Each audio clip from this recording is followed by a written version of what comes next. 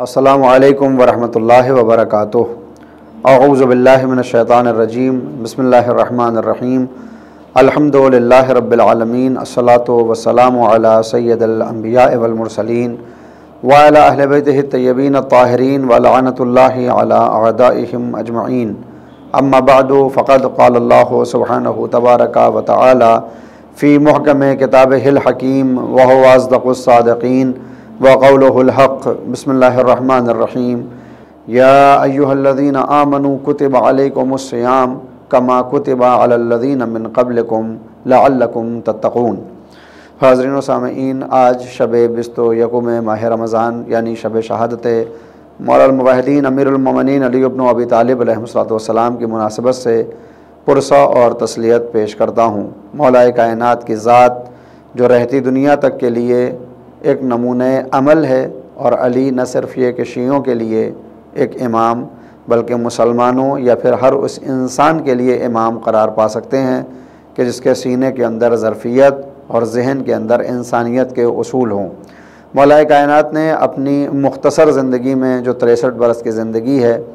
اپنی زندگی کے تمام ادوار کو قیامت تک کے لیے نمونہ عمل بنا دیا۔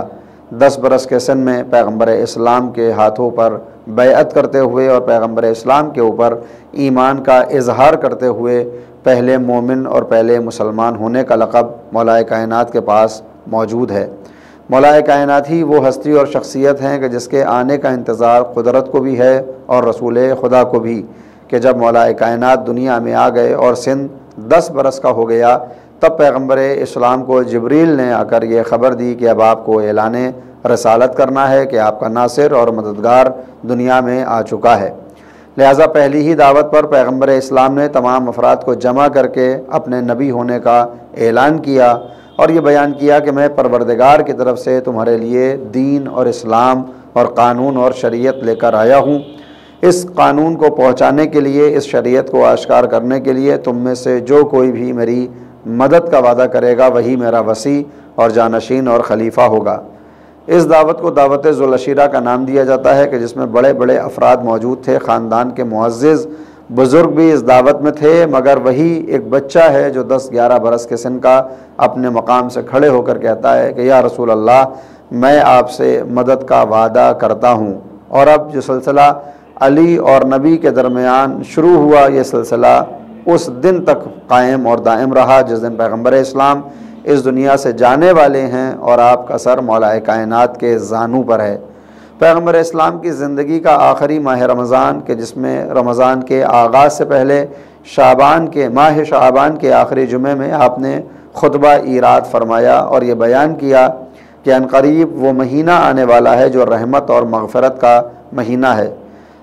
کسی برس میں کہ جب پیغمبر اسلام ماہ رمضان کے آنے کی خوشخبری دے رہے تھے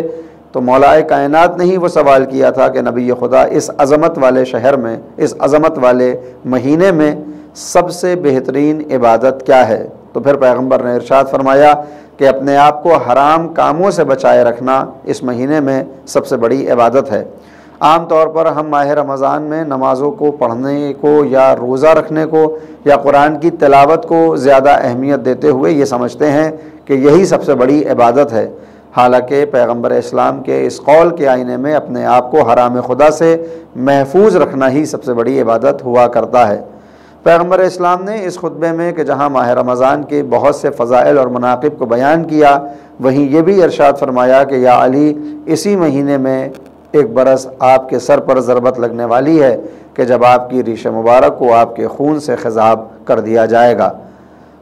اور پھر پیغمبر اسلام نے پوچھا کہ یا علی، آپ اس شہادت پر صبر کیسے کریں گے؟ کیف صبرت علی الشہادہ؟ مولا کائنات نے جواب دیا تھا، نبی خدا، شہادت میرے لیے صبر کا مقام نہیں بلکہ شکر کا مقام ہے، یعنی اگر میں معرض شہادت تک پہنچ جاؤں اور اللہ میری شہادت کو قبول کر لے تو پھر یہ میرے لیے شکر کا مرحلہ ہوگا۔ مولا کائنات کی زبان سے نکلے ہوئے یہ الفاظ اور آپ کا یہ وعدہ اس وقت صادق آ گیا کہ جب 19ویں رمضان کی صبح میں عبد الرحمن ابن ملجم مرادی نے زہر آلود تلوار کا وار مولا الموحدین کے سر مبارک پر کیا اور یہ وار آپ کی پیشانی تک پہنچا۔ اس وقت مولا نے اعلان کیا، فزتو ورب الکعبہ، کعبے کے رب کی قسم میں کامیاب ہو گیا۔ اور وقت آخر یہ کامیابی کا نعرہ بلند کرنا یہ بتاتا ہے کہ علی اپنی ذات سے کتنے مطمئن تھے اور اپنے اعمال و افعال پر کتنا پر اعتماد کہ دنیا سے جاتے وقت اپنی کامیابی کا اعلان کر رہے ہیں۔ عام طور پر ہماری دنیا میں ہر انسان کامیاب ہونا چاہتا ہے، اس لیے کہ انسان کے وجود کا یہ خاصہ ہے کہ وہ روزانہ اپنے آپ کو تکامل کی طرف لے جانے والا ہوتا ہے، یعنی ہر پل وہ یہ چاہتا ہے کہ اس کا آنے والا زمانہ پچھلے زمانے سے بہتر ہو جائے۔ ہاں، اب یہ اپنی اپنی دید کی بات ہے اور اپنی اپنی نظر کی بات ہے کہ بہت سے افراد کامیابی کو مال دنیا میں تلاش کرتے ہیں یا مقام اور مرتبے اور جاہ و حشم میں، لہٰذا اگر ان کو دنیاوی مال حاصل ہو جائے تو پھر وہ اپنے کو کامیاب سمجھتے ہیں، یا دنیا کا کوئی مرتبہ مل جائے تو وہ اپنے آپ کو کامیاب و کامران سمجھتے ہیں۔ لیکن علی کی نگاہ میں اصلی کامیابی آخرت کی کامیابی ہے، لہٰذا آپ کی زندگی کے ہر موڑ پر اور ہر موقع پر آخرت کی فکر لاحق ہم کو دکھ جاتی ہے کہ مولا کائنات نے اس فکر کو اپنے اوپر عارض کر رکھا ہے۔ لہٰذا وہ وقت بھی تاریخ میں ملتا ہے کہ جب جنگ احد کے موقع پر حضرت حمزہ جو آپ کے چچا ہیں اور سید الشہداء کا لقب آپ کے پاس ہے، جب آپ کی شہادت ہوتی ہے اور مولا کائنات ایک گوشے میں کھڑے ہوئے آنسو بہاتے ہیں تو کوئی پوچھتا ہے یا علی، آپ جیسے صابر بندہ خدا سے بعید ہے کہ آپ چچا کی شہادت پر آنسو بہائیں، تو پھر مولا جواب دیتے ہیں کہ یہ آنسو اپنے چچا کی شہادت پر نہیں ہیں بلکہ اپنی شہادت سے محرومی پر ہیں کہ میں محروم رہ گیا اور چچا جام شہادت کو نوش فرما کر دنیا سے چلے گئے۔ یہی وہ موقع تھا کہ جب پیغمبر اسلام نے مولا کائنات کو بشارت دی تھی کہ یا علی، آپ کو بھی راہ خدا میں شہید ہی ہونا پڑے گا، اور مولا کائنات کو وہ تمام وہ علوم بلایا اور منایا بھی عطا کیے کہ جس کی بنیاد پر مولا کائنات زندگی میں ہی اپنے قاتل کو پہچانتے تھے، مگر علی اس غلام کے آقا کا نام ہے کہ جس غلام کا طریقہ یہ ہے کہ بس معلوم ہو گیا تھا کہ اس کھجور کے درخت میں دار پر چڑھایا جائے گا تو وہ درخت کہیں خشک نہ ہو جائے، اس فکر سے روزانہ اس کو پانی دیتے تھے۔ اور جب کوئی کہتا تھا کہ اس کھجور کے درخت کو پانی کیوں دیتے ہو تو کہتے تھے کہ عنقریب میں یہاں پر پڑوسی ہونے والا ہوں۔ اور جب حضرت میثم تمار کو اس درخت کے اوپر سولی دی گئی تو لوگوں کو محسوس ہوا کہ میثم تمار کو شہادت کا کتنا ذوق اور کتنا شوق تھا۔ تو جب میثم تمار کو شہادت کا ذوق و شوق ہے تو پھر مولا میثم علی کو شہادت کا کتنا ذوق ہوگا۔ لہٰذا وہ علی کے جو فتح خیبر پر یہ نہیں کہتا فزت ورب الکعبہ، جو خندق اور احد کے میدان میں بھی اپنی کامیابی کا اعلان نہیں کرتا، جو فاطمۃ الزہرا سے ازدواجی رشتے میں منسلک ہونے پر بھی فزت ورب الکعبہ کا نعرہ نہیں لگاتا، جو مدینے اور مکے میں اپنی شہادتوں میں اپنی جنگوں کی کامیابی میں بھی اپنے کامیاب ہونے کا اعلان نہیں کرتا، وہ موقع شہادت پر اپنی کامیابی کے قصیدے پڑھتا ہے۔ اور اب تاریخ یہ بتاتی ہے کہ اس کے بعد جب اس قاتل اور ظالم کو آپ کے سامنے پیش کیا جاتا ہے تو اگر کوئی عام انسان ہوتا تو اپنے قاتل سے انتقام اور قصاص اور بدلے اور سزا کی باتیں کرتا، مگر علی جیسے عادل امام کی زبان سے جو فقرے نکلے ہیں وہ فقرے ہی انسان کو جھنجھوڑنے کے لیے کافی ہیں کہ مولا نے امام حسن سے فرمایا کہ بیٹا حسن، اس کی آنکھوں میں دیکھو کہ خوف اور ڈر اس کی آنکھوں میں طاری ہو رہا ہے، اس کی مشکوں کو تھوڑا بہتر کر دو کہ ان رسیوں کی وجہ سے اس کا بدن سختی کے ساتھ بندھا ہوا ہے۔ اور اس کے بعد مولا نے اپنے قاتل کی رسیوں کو کھلوا دیا، مگر یہی وہ کوفہ ہے کہ 20 برس کے بعد جب آل علی کو اس کوفے میں لایا جائے گا تو ایک رسم میں 12 گلے ہوں گے کہ جن میں سختیوں کے ساتھ کوفے کی ان گلیوں میں آل علی کو پھرایا جائے گا۔ مولا امام حسن نے امام علی کی اس سفارش پر عمل کرتے ہوئے عبد الرحمن ابن ملجم کی مشکوں کو آسان کیا، اور اب مولا نے کہا کہ میرے لال، اگر میں اس زخم کی بنیاد پر دنیا سے چلا گیا تو قصاص کی صورت میں ایک وار کے بدلے ایک ہی وار کیا جائے، اور اگر اللہ نے مجھے بہبود دے دی اور میں دنیا میں صحیح و سالم موجود رہا تو یہ میرا اختیار ہے کہ میں اسے معاف کروں یا پھر اسے سزا دوں۔ اور پھر متوجہ ہوئے اس قاتل کی طرف کہ یہ بتا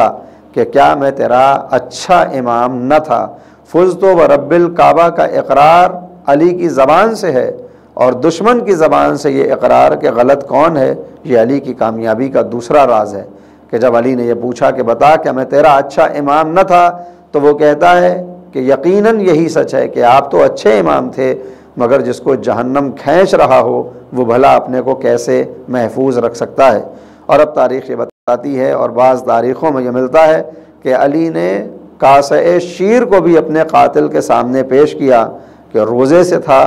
اب تجھے سزا ہونے والی ہے، لہٰذا اپنے روزے کو کھول دے اور اب اس شیر کے ذریعے سے اپنی بھوک کو ختم کر دے۔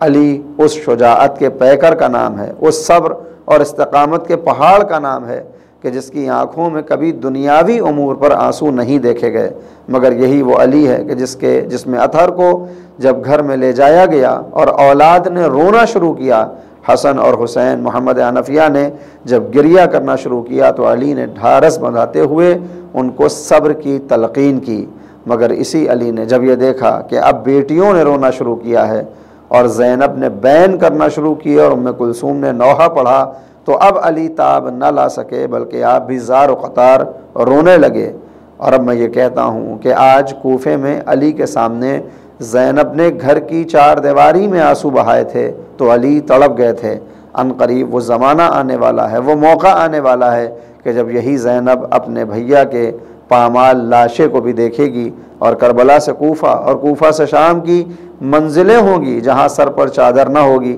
بلکہ اسیروں اور قیدیوں کی طرح سے گلی بگلی آل اطہار کو پھرایا جائے گا۔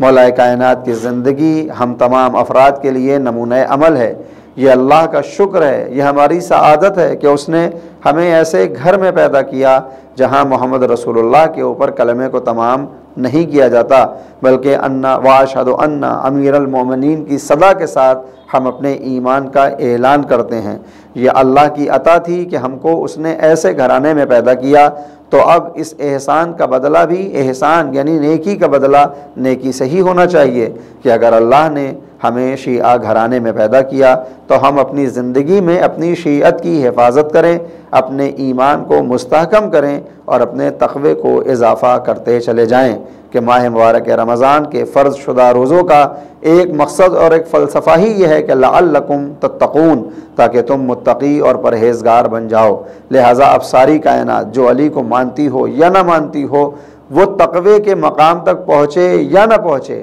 مگر جن کا دعویٰ یہ ہے کہ وہ علی سے محبت کرتے ہیں اور علی کو اپنا امام جانتے ہیں، ان کو ہر پل تقوی کی مراحل کو طے کرتے ہوئے منزلوں کو حاصل کرنا چاہیے۔ اس لیے کہ یہ کسی دشمن کا اعلان نہیں ہے بلکہ خود ہمارا اعلان 3 مرتبہ روزانہ یہ ہوتا ہے کہ اشہد ان امیر المؤمنین و امام المتقین، ہم گواہی دیتے ہیں کہ علی مومنین کے امیر ہیں اور متقین کے امام ہیں، یعنی اس صدا کے ساتھ کہ جو اذانوں میں لگائی جاتی ہے اور اقامت میں جس کی تکرار ہوتی ہے واشہد ان امیر المؤمنین و امام المتقین، تو ہم خود یہ اعلان کرتے ہیں کہ علی ہر ایک کا امیر نہیں ہوتا، علی ہر ایک کا امام بننا قبول نہیں کرتا، بلکہ علی صرف امیر ہوتا ہے مومنین کا اور امام ہوتا ہے متقین کا۔ لہٰذا اب اس علی کی امامت کے اگر مراحل کو حاصل کرنا ہے، اگر اللہ کی طرف سے یہ شکر ادا کرنا ہے کہ اس نے ہمیں شیعہ گھرانے میں پیدا کیا، تو ہمیں اپنے ایمان کی حفاظت کرنی ہوگی تاکہ روز قیامت علی ہمارے امام قرار پا سکیں۔ ہم کو تقوی کی تمام منزلوں کو حاصل کرنا ہوگا تاکہ روز قیامت علی ہمارے امام قرار پا سکیں۔ اور اگر ہم نے دنیا میں اس ایمان کے اوپر زندگی نہ گزاری، تقوی کو حاصل نہ کیا، تو ہم لاکھ کہتے رہیں کہ ہم علی کے چاہنے والے ہیں، علی کبھی بھی ہم کو اپنا شیعہ قرار نہیں دیں گے، کیونکہ علی ہر ایک کے امام نہیں ہوتے بلکہ مومن اور متقی کے امام ہوتے ہیں۔ خداوند عالم سے دعا ہے کہ ان پاکیزہ راتوں میں جو شبہ قدر کے نام سے موسوم ہیں، ان راتوں میں ہمیں ویسا بندہ بننے کی توفیق دے جیسا بندہ تو ہمیں دیکھنا چاہتا ہے، اور ان اعمال کو کرتے ہوئے اپنے ایمان اور اپنے یقین میں اتنا مستحکم ہو جائیں کہ حقیقی معنی میں شیعیان علی کی فہرست میں ہمارا نام بھی درج ہو سکے۔ وآخر دعوانا ان الحمدللہ رب العالمین۔